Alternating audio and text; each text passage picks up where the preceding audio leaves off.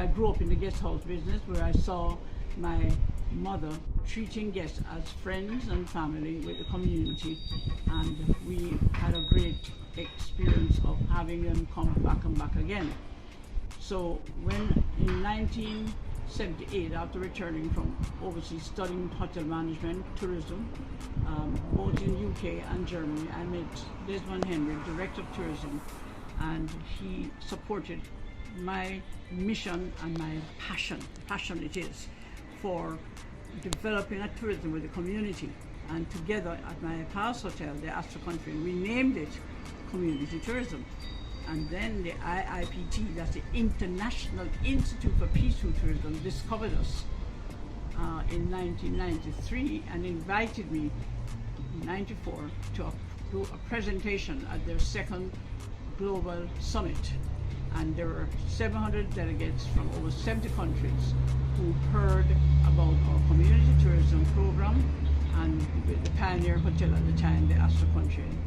And the IPT branded Jamaica the home of community tourism, I'm pleased to say. And we have been together for a number of years now, 30 odd years, because the IPT created an IPT International Community Tourism Network and appointed me the coordinator, and they also created a chapter, the Caribbean chapter outside of North America. We were the first chapter, and I still remain the president.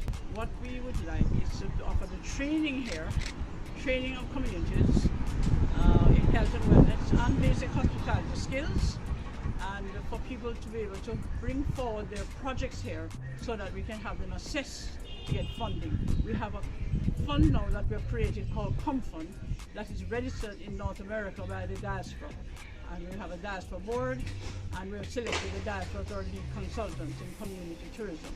I am very excited that Manchester is the home of community tourism along with the South Coast. But we have now included the whole island with our Villages as Businesses program, and in addition to that, the Caribbean region.